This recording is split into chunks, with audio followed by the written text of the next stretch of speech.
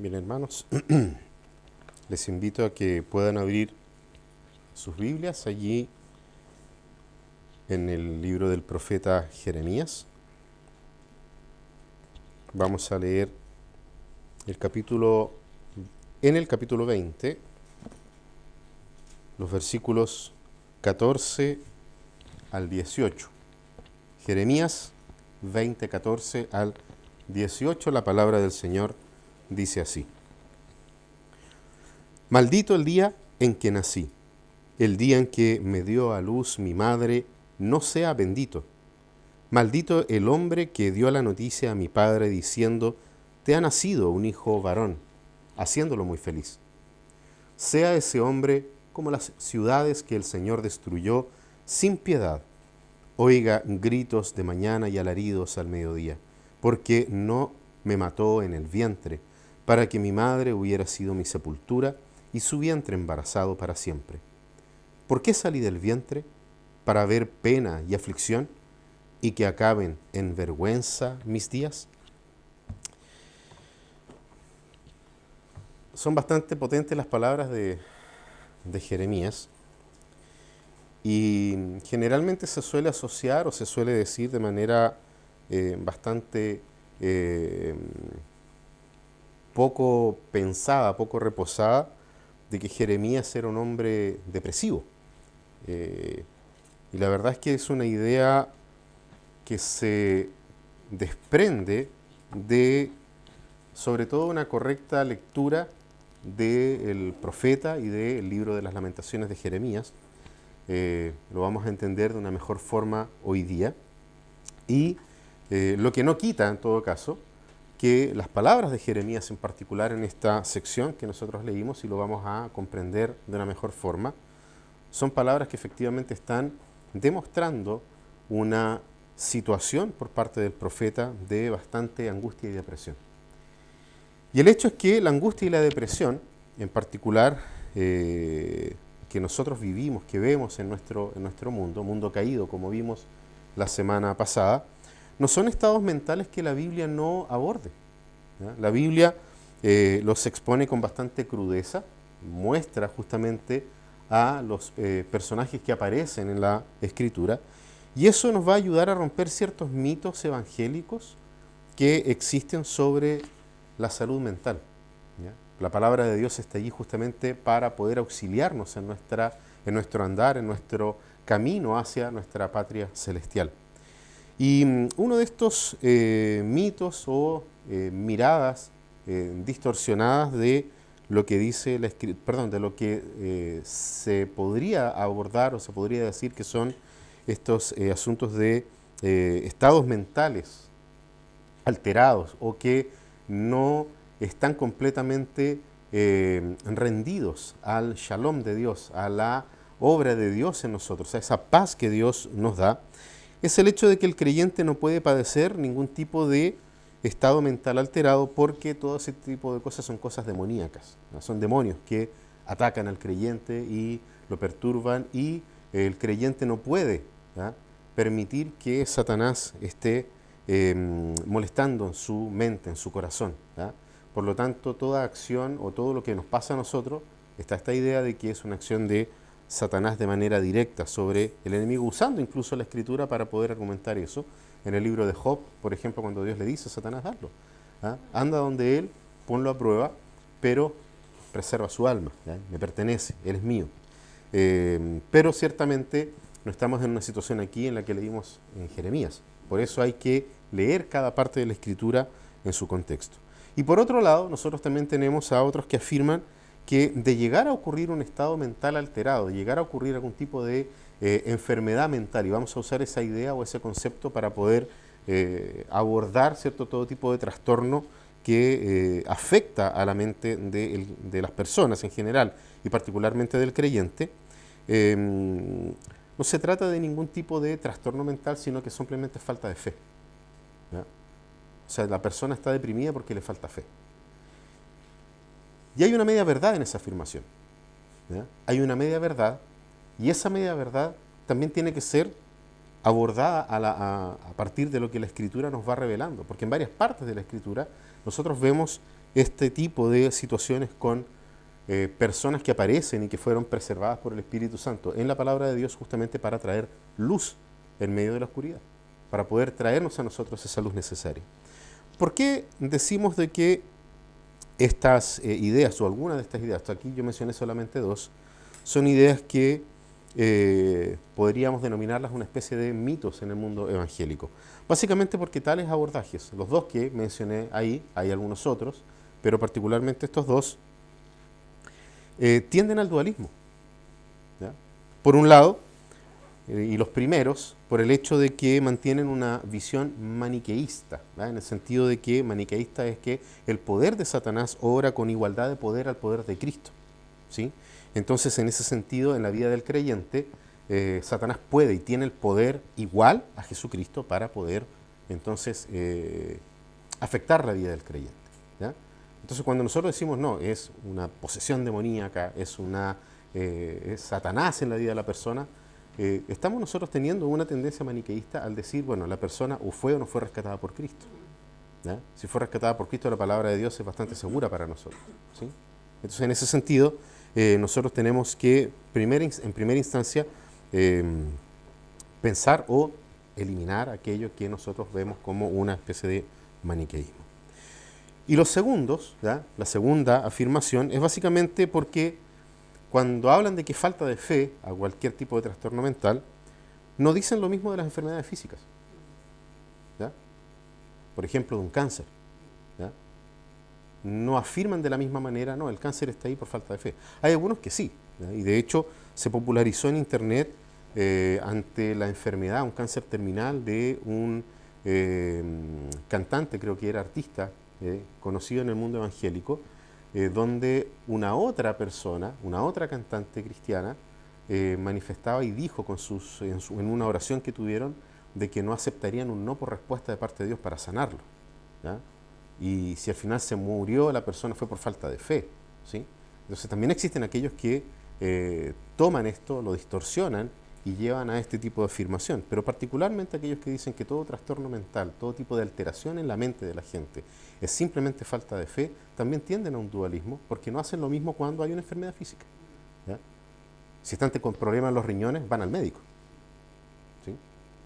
Entonces tenemos nosotros necesariamente que acudir al poder del Evangelio para que el Evangelio pueda mostrarnos el camino y la manera de poder abordar este tipo de cosas. ¿Por qué? Porque la vida tiene una cantidad de grises entre el blanco y el negro y nosotros necesitamos del auxilio del Espíritu Santo para poder caminar en esos grises, manteniendo siempre nuestra mirada puesta en la Escritura y en lo que Dios nos dice respecto de ello. ¿Por qué? Porque este tipo de dualismo ciertamente no es bíblico, ¿ya? Ciertamente no es bíblico. La palabra del Señor afirma de que nosotros estamos compuestos por una parte material y una parte inmaterial. Eso está ahí en Génesis. Hizo al hombre de barro y sopló Dios en la nariz del ser humano aliento de vida. Hay un cuerpo y un alma que fueron dadas por Dios y que fueron afectados por la realidad de la caída. Vamos allí a 2 de Corintios solamente para poder contrastar. En la segunda carta de Pablo a los Corintios, capítulo 4, en el versículo 16, la palabra dice: por tanto no desfallecemos, antes bien, aunque nuestro hombre exterior va decayendo, sin embargo nuestro hombre interior se renueva de día en día. Pablo reconoce esta situación del ser humano en el cual la palabra declara de que hemos sido formados por una parte material, el cuerpo va decayendo, y una parte inmaterial donde Pablo dice, ahí es donde nosotros o el ser humano tiene que crecer, ¿sí? En la medida en que nosotros podemos estar por fuera decayendo, pero por dentro nos fortalecemos día a día. Hay allí una señal también neotestamentaria donde nosotros podemos ver esa realidad. Ahora, el asunto es este. La semana pasada hablamos de la caída, de que estamos en un mundo caído. Y en la realidad de la caída, lo que le pasa al cuerpo afecta al alma. Pensemos, por ejemplo, lo que pasa allí en Job, en el capítulo 3.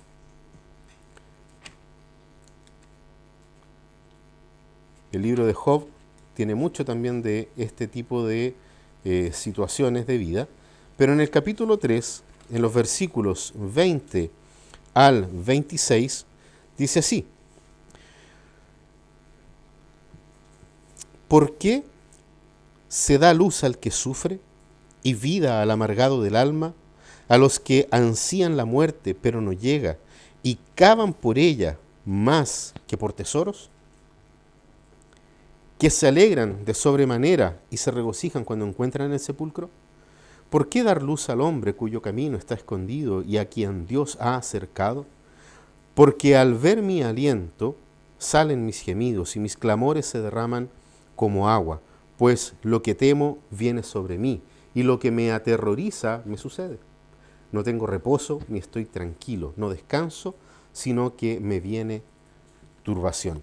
Nosotros vemos con Job, o particularmente en la vida de Job, justamente esta idea de que aquello que le afectaba al cuerpo, porque ojo, esta declaración él la hace después de que su cuerpo se llenó de llagas.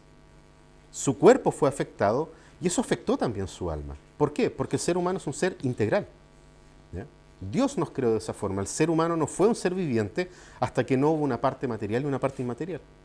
Un cuerpo generado del barro o a partir del barro y el alma que Dios colocó en el ser humano. ¿Ya? Entonces, eso es una realidad en este mundo caído. Lo que le pasa al cuerpo afecta al alma, pero también lo que le sucede al alma puede influenciar al cuerpo.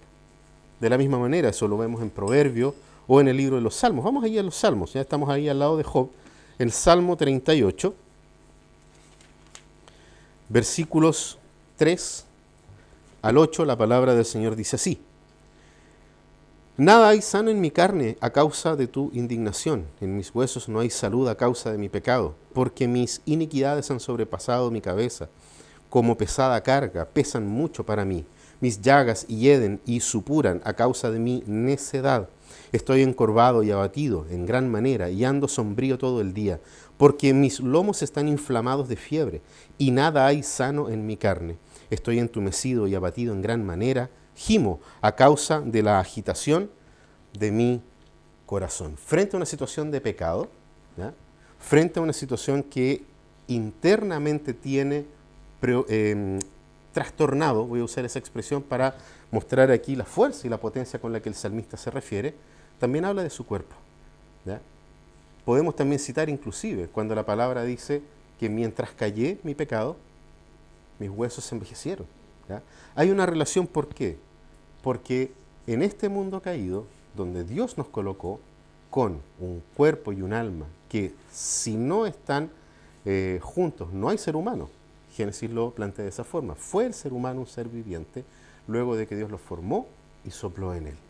Entonces, frente a la realidad de que estamos en un mundo caído, estas cosas pueden pasar, de que lo que le pase al cuerpo o la enfermedad del cuerpo afecte el alma, y al mismo tiempo lo que ocurre en el alma, que bíblicamente generalmente está asociado al pecado, ¿ya? Generalmente está asociado al pecado, también afecta al cuerpo. ¿Ya? Y digo generalmente, ¿por qué? Porque vamos a ver justamente en el texto de Jeremías una situación contraria al pecado, donde también hay una afectación del espíritu, del alma, del ser humano. Entonces, ¿qué es lo que tenemos nosotros acá? Que la depresión, si nosotros buscamos definiciones y todo lo demás, hay una cantidad de definiciones y van a ser también abordadas desde distintas perspectivas en base a la base, vamos a tomar aquí una palabra compleja, la base epistemológica con la cual se puede abordar ese tipo de trastorno. Entonces no nos podemos llegar y tomar de cualquier definición.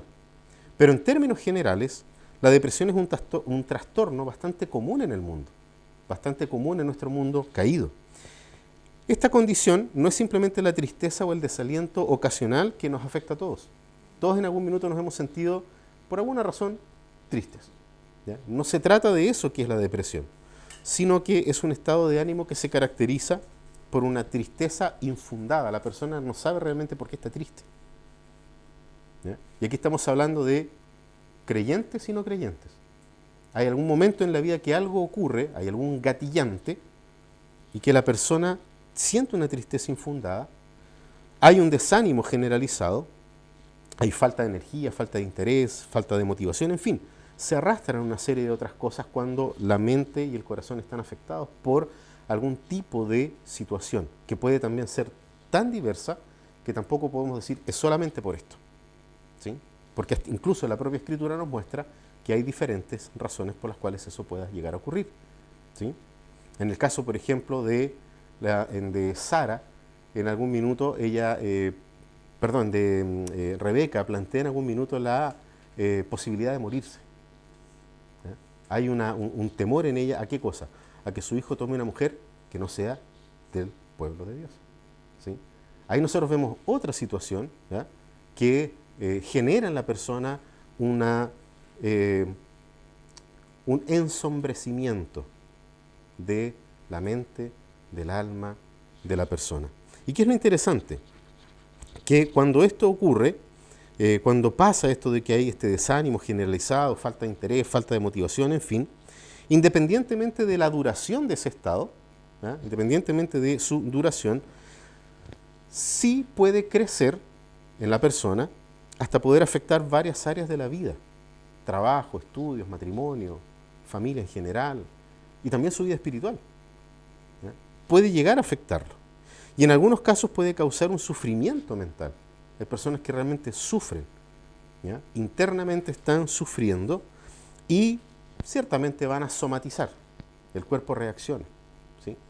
Y ahí aparecen los problemas, lo veíamos recién acá. Dice, tengo mi lomo inflamado. Fue bien interesante porque está mostrándonos justamente una sensación que tal vez todos hemos tenido en más de alguna oportunidad, ¿ya?, que es ese peso en la espalda cuando uno está con una cantidad de preocupaciones. Pero lo interesante no es el hecho de que sintamos eso en el cuerpo, sino que lo relevante aquí es que la palabra lo asocia a un estado del cuerpo y que se afecta a un estado del alma, y viceversa también. Entonces, es bien interesante porque al final de cuentas solamente quien ha pasado por la sensación de que el corazón se le va a salir, ¿sí?, porque no todas las personas han tenido esa sensación, pero solamente aquel que en algún momento de su vida siente que el corazón se le va a salir, tiene una taquicardia que no sabe de dónde proviene, porque aquí nosotros tenemos personas que se ven saludables, personas que no, que han pasado por la misma experiencia de que da la impresión de que el corazón se les va a salir. Hay escalofríos por un temor a nada peligroso en el entorno.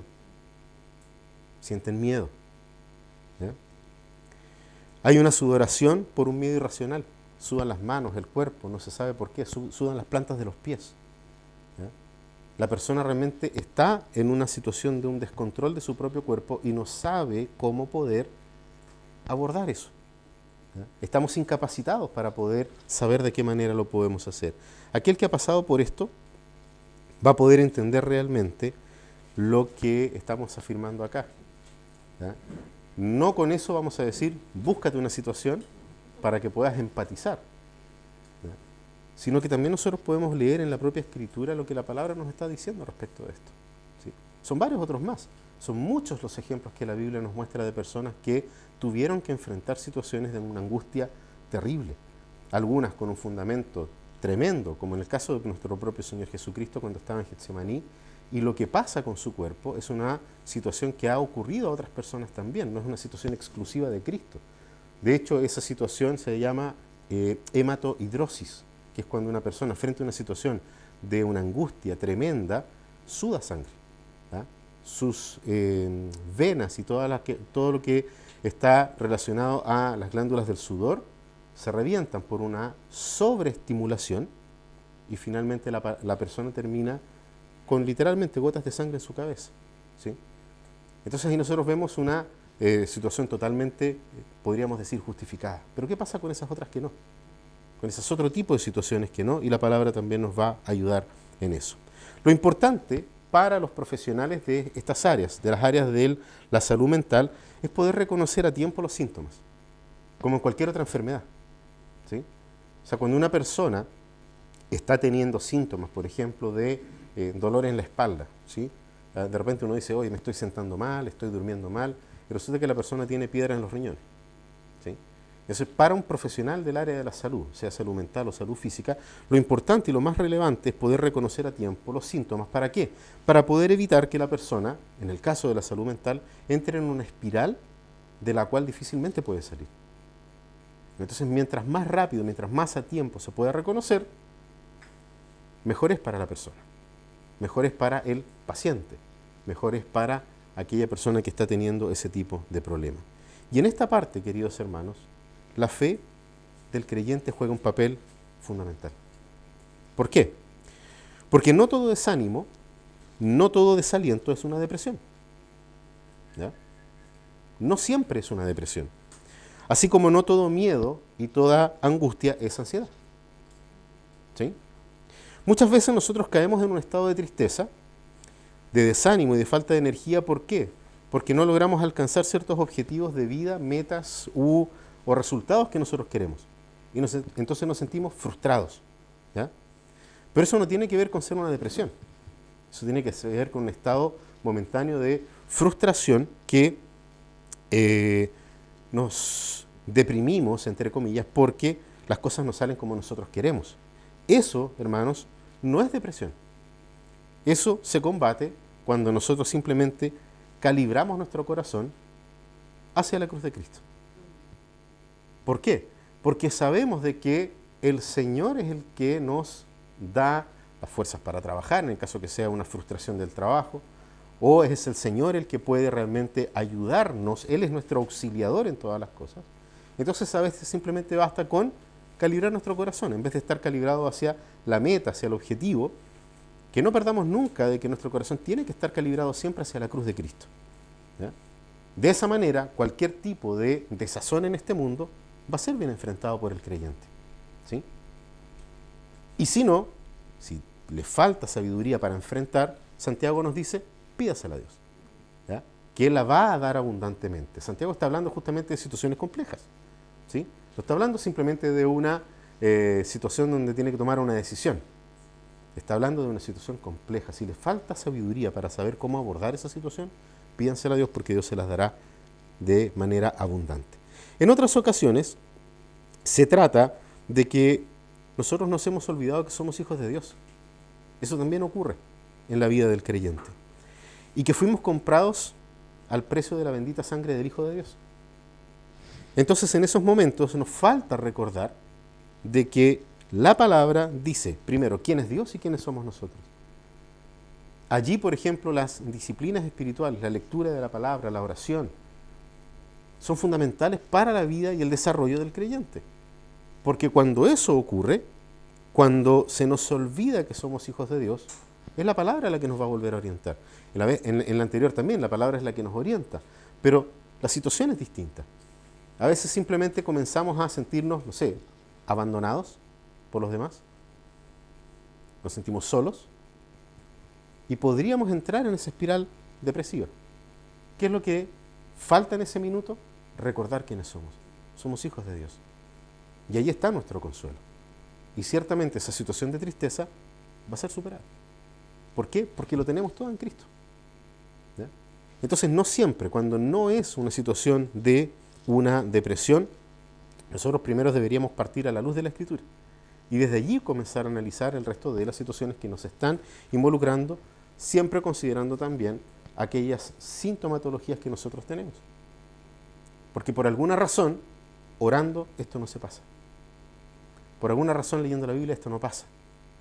Tal vez me falta comunión, tal vez me falta estar con mis hermanos en Cristo. Y entonces la palabra también nos va a decir, sí, efectivamente te falta comunión. Hay allí una gracia de Dios en la comunión con los hermanos. Y no solamente en la comunión que tenemos el día domingo, sino que también en la semana. Poder estar unos con otros, alentándonos unos a otros. ¿Para qué? Para mantenernos constantemente en esta idea de que tenemos hermanos en Cristo y de que esos hermanos en Cristo están pasando por las mismas luchas que pasamos nosotros. Y podemos, de esa manera, poder unos a otros fomentar nuestra fe, aumentar nuestra fe. Pero busquemos acá comprender en relación a Jeremías lo que la Biblia también nos está tratando de decir en relación a esto. El texto que nosotros leímos es parte de un contexto mayor, ¿no? Claramente, si ustedes miran sus Biblias, nosotros vemos de que existe un contexto un poco más amplio que los versículos 14 al 18, que son los versículos 7 en adelante. ¿Ya?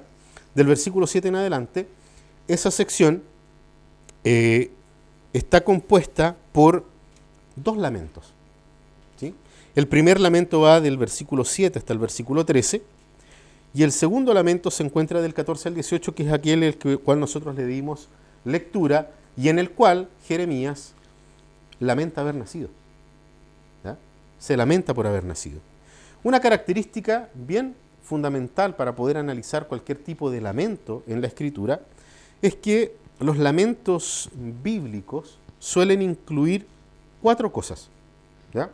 Son 4 cosas las que un lamento bíblico generalmente incluye. Primero es una queja, ¿sí? Parte con una queja. Eso nosotros lo vemos allí, incluso en el texto que leímos allí. Me persuadiste, oh Señor, y quedé persuadido. Fuiste más fuerte que yo y prevaleciste. Y ahí viene la queja.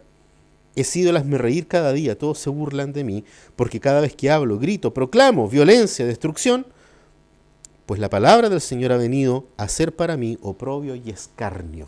¿Sí? Comienza, generalmente tiene esa estructura. Lo segundo es que hay en una lamentación bíblica una sección en la que se lamenta y contrasta con buenos tiempos anteriores. ¿Ya? Nosotros vemos mucho de eso en el libro de los Salmos. En la serie de los Salmos vimos bastante sobre eso. ¿Ya? Cómo el pueblo tenía una esperanza futura por todo lo que Dios había hecho en el pasado. Entonces ese contraste es muy común en las lamentaciones bíblicas. Lo tercero es una oración de alivio. ¿Ya? Frente a esta reflexión de lo que Dios ha hecho, viene alivio, viene consuelo. Nosotros lo vemos en el versículo 13. Cantad al Señor, alabad al Señor, porque ha librado el alma del pobre de manos de los malvados. ¿Ya? Existe allí esta idea de una oración de alivio. Y lo cuarto, que generalmente tiene una lamentación bíblica, es una declaración de confianza en Dios. ¿Ya? Es una declaración de confianza en Dios. Y allí es donde el texto que nosotros leímos tiene un cambio. Sigue siendo una lamentación, tiene la estructura de una lamentación. Pero hay algo que ocurre en esta parte que es distinta incluso a las otras lamentaciones que ya se han visto en el libro de Jeremías anteriormente. 4 específicamente, antes de esta.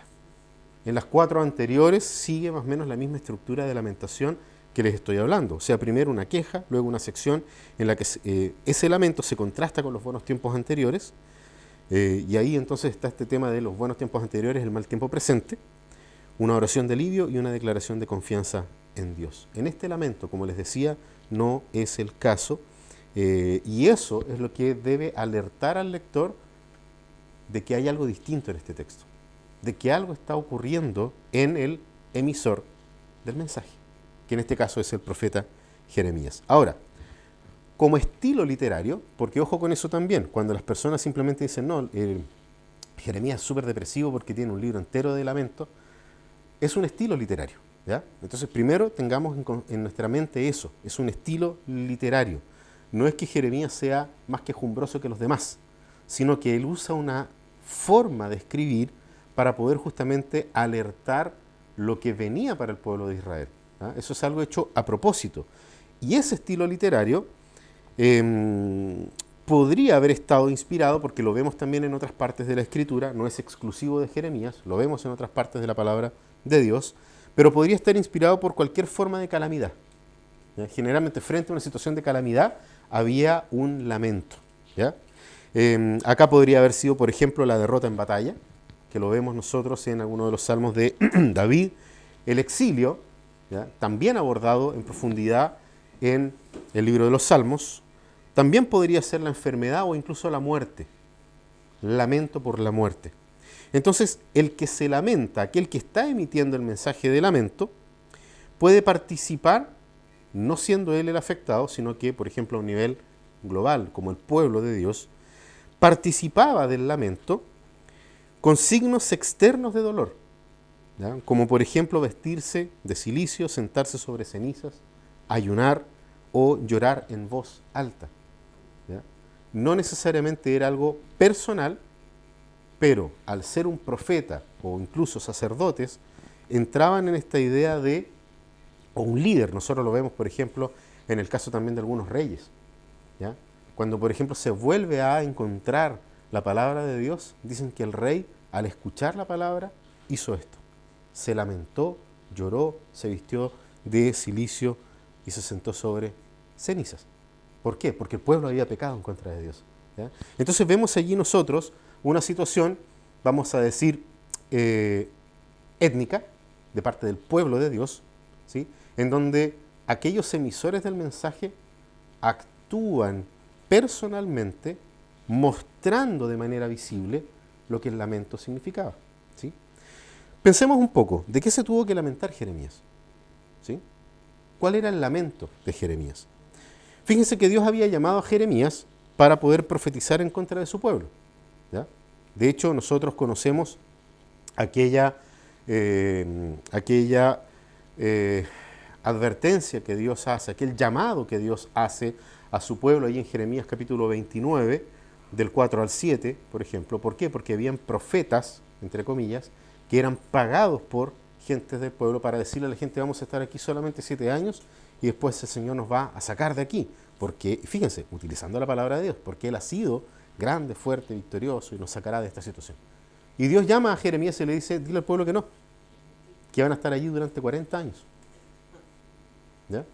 Así que se vayan preparando, siembren, casen a sus hijos. ¿Por qué? Porque van a tener por lo menos 2 generaciones que van a estar en exilio. ¿Ya? Esa es la palabra de Dios. Dios llamó a Jeremías para profetizar en contra de su pueblo, y a pesar de que Jeremías hizo todo lo que Dios le había mandado, y ojo aquí, porque él siguió sirviendo fielmente a Dios durante 40 años. ¿Ya? A pesar de todos esos lamentos, a pesar de todas las veces en que nos vamos a leer a Jeremías lamentando la situación de que Dios lo haya llamado a este ministerio, Jeremías se mantiene sirviendo al Señor fielmente, ¿ya? Por su confianza que tenía en Dios, en las promesas de Dios, ciertamente. Pero el pueblo, siendo advertido, en vez de arrepentirse, amenazan de muerte a Jeremías. ¿Ya?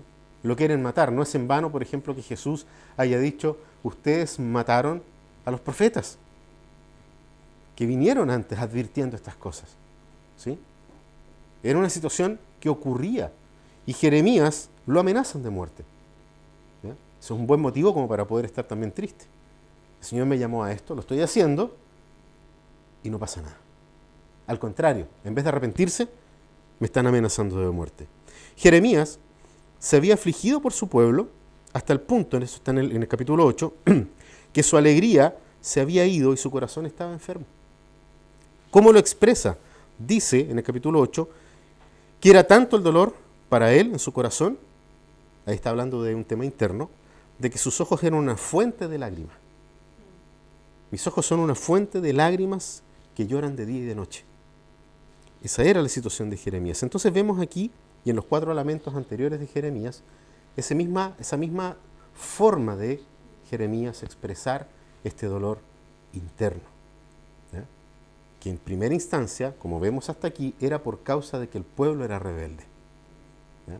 Podemos contrastar con Jonás, por ejemplo, ¿ya? Que frente a un pueblo rebelde no obedece. Jeremías sí. ¿Ya? Generalmente uno dice: no, si tú haces todo lo que te dice, a ti te va a ir bien. A Jeremías le fue súper mal. Y eso es factible para el Hijo de Dios, que haciendo lo que tenemos que hacer, seamos perseguidos, seamos odiados. ¿Ya? Entonces tengamos también cuidado con ciertas análisis que podemos hacer. El punto es este: Jeremías está inserto, y eso es muy importante para entender tanto el profeta Jeremías, en el libro de Jeremías, como también en el libro de las Lamentaciones. Jeremías está inserto en un tiempo de hechos que fueron parte del desastre nacional y el desastre religioso del pueblo de Israel. Estuvo en medio de los peores reyes que existieron. ¿Ya? Esa era la situación sociopolítica en la cual Jeremías estaba. Entonces el lamento por la nación de Israel es súper comprensible. Que él se lamente por eso es realmente comprensible, porque él viene con palabra de Dios y aún así el pueblo rechaza a Dios. No quiere escuchar estas palabras del profeta Jeremías. Pero este lamento es diferente. El lamento que nosotros leímos es diferente porque es un lamento personal. Y aquí, queridos hermanos, nos ayuda mucho el poder conocer la lengua hebrea para poder entender que realmente hay un cambio y hay una situación diferente en este lamento. ¿Por qué? Porque la textura de redacción que tiene, que permea todos los versículos del 7 al 18, dividido en estos 2 lamentos que yo les mencionaba, es una poesía que generalmente se buscaba hacer en forma de cántico, de poético, para justamente poder, de una u otra manera, permitir que eso se quede grabado. ¿Ah? La acción pedagógica del cántico, la acción pedagógica de la poesía, además de que tiene esta riqueza de usar palabras, lo vamos a ver ahí más adelante, por el uso de las herramientas del lenguaje, permite, ¿cierto?, expresar cosas que de repente con palabras no podríamos simplemente decir. ¿Ya? Entonces recurrimos a las herramientas o a los recursos de nuestras lenguas, de nuestros idiomas, y en este caso de la poesía para poder hacerlo. Lo que pasa allí es eso. ¿Ah? Nosotros vemos claramente un cambio, por ejemplo, en la narrativa de prosa, que está anterior, en los versículos del capítulo 20, los versículos 1 al 6, nosotros vemos allí una narrativa en prosa, y luego entonces pasamos a la poesía. ¿Ya? Ahí nosotros vemos en primera instancia que el autor está queriendo llamar la atención en particular a aquello que está diciendo. Para él no es importante de que Pasur lo haya golpeado, de que lo tenga en un cepo. Lo que es importante es lo que está pasando acá, en su interior. ¿Ya? Nos está narrando algo que le está ocurriendo. ¿Ya? Medio parecido, si nosotros leemos los primeros 6 versículos del capítulo 20, nos vamos a ver con algo similar a lo que ocurría, por ejemplo, con el apóstol Pablo. ¿Ya? Y en los relatos que Lucas trae para poder mostrarnos lo que estaba ocurriendo en ese momento. Ahí nosotros tenemos ciertamente un texto que nos está queriendo contar algo, hay un discurso que explica. ¿Sí? Pero de la descripción narrativa del profeta, injusticiado ciertamente por hablar las palabras de Dios, él ahora pasa a lamentar su condición de portavoz de Dios a través de un lamento, de una poesía de lamento. Entonces tenemos a Jeremías emitiendo aquí una doble maldición. Fíjense bien, versículo 14a dice primero, maldito el día en que nací. Y en el 15a vuelve a repetir las mismas palabras, maldito el hombre que dio la noticia a mi padre. La primera encabeza ese segundo lamento del que yo les estaba hablando, y es más corta que la otra, porque la segunda maldición posee una extensión en su redacción que llega hasta el versículo 17, hasta el final del 17. Habla sobre este hombre, cierto, maldito, que dio la noticia a su padre, y termina allí al final diciendo, para que mi madre hubiera sido mi sepultura y su vientre embarazado para siempre. ¿Ya? Toda esa sección es esta segunda maldición, que es bastante más amplia que la primera, pero estos versículos cierran abruptamente con una pregunta retórica que es bastante típica también de las Lamentaciones. ¿Ya? ¿Cuál es la pregunta? Fíjense bien. ¿Por qué salí del vientre? Para ver pena y aflicción, y que acaben en vergüenza mis días, y allí termina el relato. ¿Ya? O esta parte poética del texto. Fíjense bien que es muy interesante también la estructura de esos versículos, porque la madre del profeta es citada 2 veces. En el versículo 14, que lo acabábamos de leer allí, el día en que me dio a luz mi madre, no sea bendito. Y por otro lado, hace referencia ahí en el 17b, para que mi madre hubiera sido mi sepultura. ¿Ya? Y en otras 3 veces hace referencia al útero. ¿Sí? Fíjense en el 17a. ¿Por qué no me mató en el vientre? Dice la versión aquí NBLA. ¿Ya? La palabra allí es útero, ¿sí? en el hebreo. En el 17c dice su vientre embarazado para siempre. Hay otra referencia al útero materno. Y el 18a también. ¿Por qué salí del vientre? ¿Por qué salí del útero? ¿Sí? Esto, hermanos queridos, tiene una razón de ser. Generalmente nosotros, digamos en lo común, siempre se habla de, o se dice de que la religión judeo-cristiana es una religión patriarcal. ¿Ya? Pero la verdad es que nosotros vemos en toda la Escritura cómo Dios, de hecho, la promesa de Dios de la venida de la simiente santa fue sobre Eva, sobre la mujer, ¿sí? Donde el pueblo de Dios, por eso esta idea de multiplíquense, ¿ya? Llenen la tierra, la complementariedad que da la palabra de Dios ahí en el Génesis se ve durante toda la Escritura. Y el profeta acá, al hablar de su madre en particular, todas estas veces, ya sea de manera directa o hablando del útero, ya nos lleva a un solo lugar, que es a la casa, a su hogar, o sea, a la intimidad de él. Ya no es un tema del país, ya no es un tema de la nación. Jeremías nunca se casó, por lo tanto el hogar donde él vivió siempre fue con sus padres. ¿Su padre qué es lo que era? Sacerdote.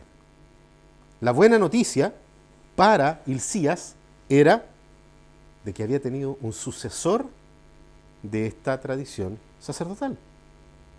Pero el Señor llama a Jeremías para ser profeta, ¿sí? Entonces fíjense, de hecho el padre es mencionado acá, perdón, el padre es mencionado acá como un personaje de una manera pasivo, ¿ya? La ciudad donde él vivía, Anatot, es una ciudad que quedaba cercana a Jerusalén, ¿ya? Cuando habla de que el mensajero que fue a avisarle a su papá, lo más probable es que el padre haya estado en funciones sacerdotales al momento que él nace. Por eso va un mensajero hasta la ciudad de Jerusalén para poder llevar la noticia, te nació hijo, ¿ya? Y es interesante porque dice acá en el versículo, en Jeremías 20, 15, ¿cierto? En la parte final dice, te ha nacido hijo varón, haciéndolo muy feliz. La verdad que esa expresión, haciéndolo muy feliz, es un imperativo, sé feliz, ¿ya? Sé feliz. Te nació hijo, sé feliz, ¿sí? Y en todo, en ese sentido es un personaje pasivo. No estamos diciendo acá de que el papá de Jeremías era un pusilánime, ¿ya? Estamos hablando acá de que en el texto aparece como alguien que simplemente recibe una noticia y recibe una orden de ser feliz. Nació para ti, esa es un poco la expresión tal vez más directa de la lengua hebrea.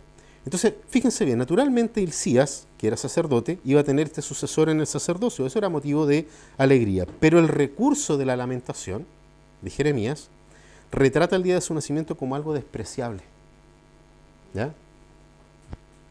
Y todo el tiempo, a diferencia de la estructura normal que debiese ser una alabanza de confianza o un clamor de confianza en el Señor, él habla de sí mismo, maldiciendo su día de nacimiento, porque ya no puede más. Hay una presión en su corazón que Jeremías dice, Señor, por favor, basta. ¿Ya? Acaba con este sufrimiento. Acaba con este sufrimiento. Eso hace diferente este lamento de los otros lamentos del propio Jeremías, donde son lamentos nacionales, por el pecado del pueblo, por su propio pecado. Pero aquí él está, fíjense lo que dice en el versículo 7. Fuiste más fuerte que yo, prevaleciste. Eso nos hace recordar a lo que pasó con Jacob.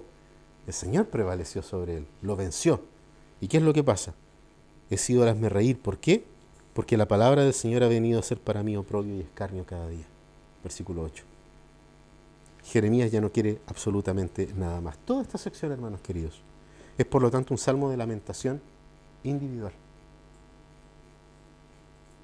Todo lo que él ha hecho, todo lo que él ha proclamado de la boca de Dios para el pueblo, él siente un peso que no tenía por qué haberlo, entre comillas, no debería por qué haberlo tomado. ¿Por qué yo, Señor? Mejor mátame. Yo no quiero seguir con esto aquí. Entonces, en primera instancia, es este tipo de lamento individual.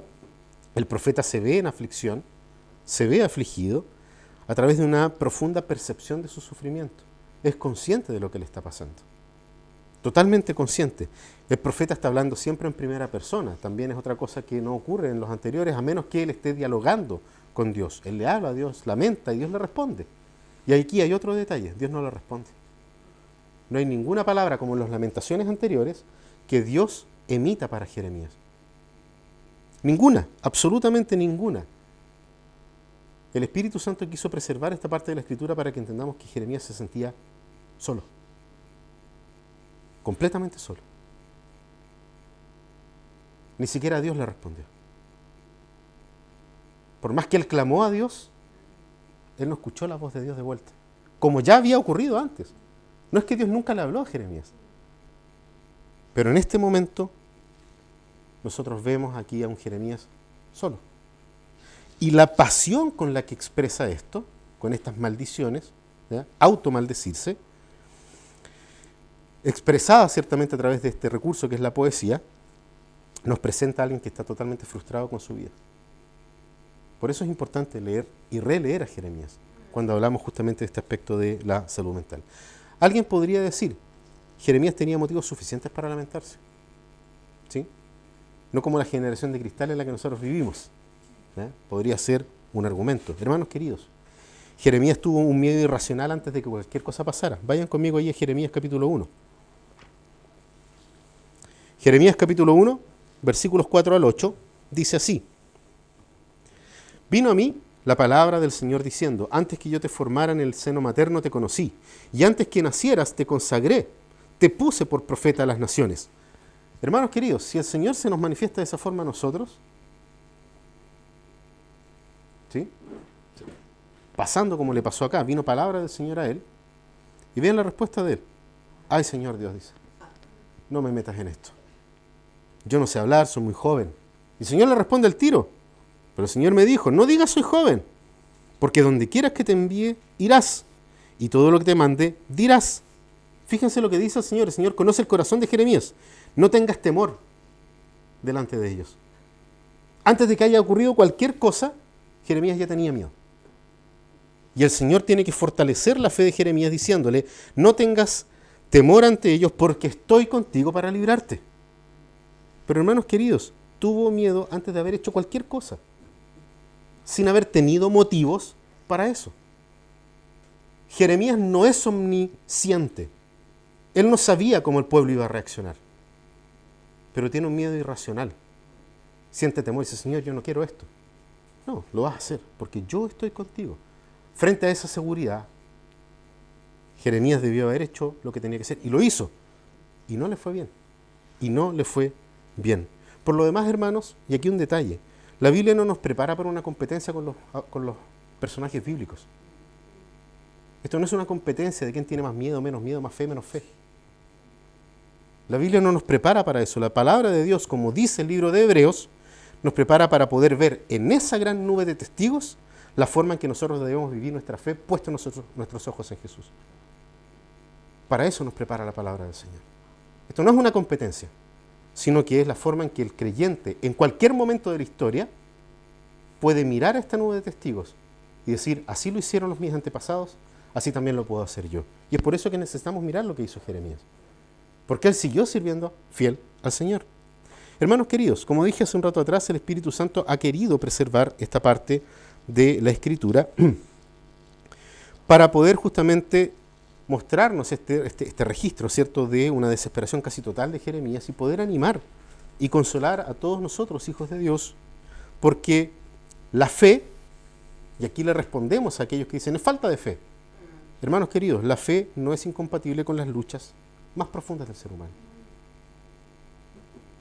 No es por falta de fe. Podemos nosotros tener fe y luchas profundas en el Señor. Es más, en algunos otros casos, en ciertos momentos de nuestra vida, Dios nos va a someter al valle de sombra, de muerte. Lo va a hacer justamente para mostrarnos que Él está con nosotros. Como hizo caminar a Pedro, lo leímos hoy día. Es curioso, hoy día, bueno, la presentación la preparó Esther, entonces yo no vi el texto del Evangelio de Pedro caminando sobre las aguas. Pero así como Pedro, Dios hizo caminar a Pedro sobre las aguas, ¿para qué? Para fortalecer su fe. Le dice: hombre de poca fe. Lo hace para fortalecer la fe de Pedro. Nosotros también, nuestro Señor nos hace pasar por momentos turbulentos con el mismo objetivo: aumentar nuestra fe. Aumentar nuestra fe. Vamos a hablar sobre esto más adelante en la serie, ¿ya?, sobre cómo necesitamos que nuestra fe sea fortalecida. El punto, hermanos, es que nuestro Señor promete que aunque andemos en ese valle, Él estará con nosotros. La palabra, ¿qué es lo que nos dice? Su vara y su cayado nos infundirán aliento.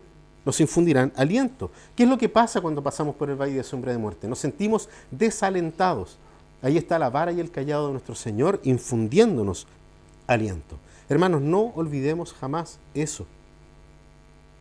Jamás olvidemos de que la vara y el cayado de nuestro Señor nos infunden el aliento que nos falta en los momentos en que pasamos por el valle de muerte. Porque hasta que todas las promesas de nuestro Dios se cumplan, nosotros vamos a tener que vivir y convivir con las heridas de una realidad caída. Vamos a batallar contra eso hasta el día final. Y eso incluye la realidad de la depresión y de la ansiedad, porque hacen parte de este mundo caído. De hecho, Jeremías, a pesar del sufrimiento, fue fiel a su ministerio porque Dios es fiel. Porque Dios es fiel, Jeremías fue fiel al Señor. Y a pesar de que el Señor no le respondió, Jeremías pudo continuar con su ministerio, fiel al Señor, sufriendo, pero fiel al Señor.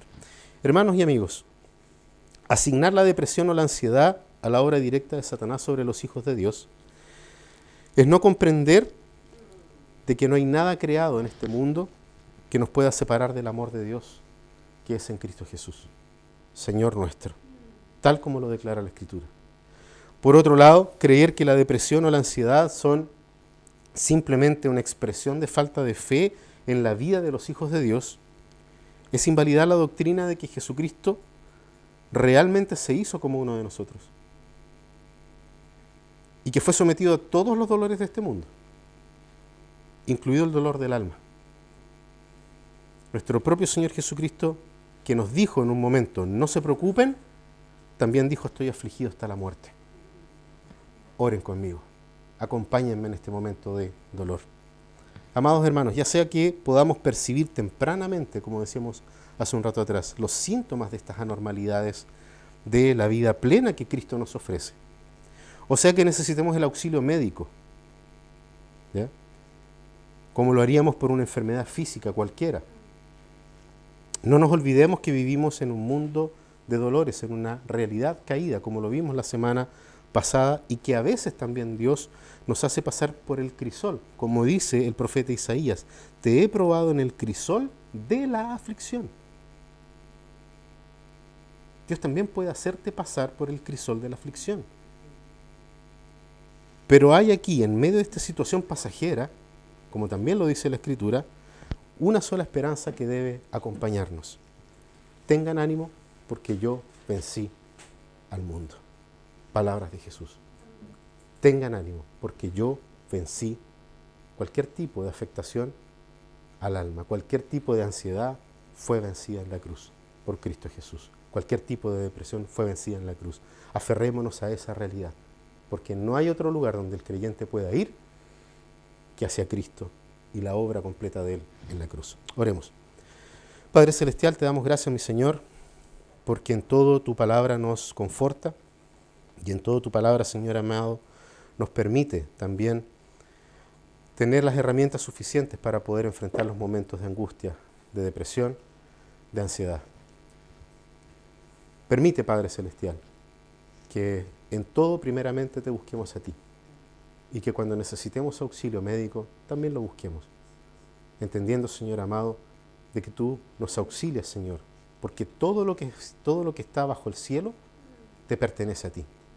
Cristo hizo la obra completa y todo le pertenece y Él está redimiendo todas las cosas para la gloria tuya. Oramos, Señor amado, en los méritos de Cristo Jesús.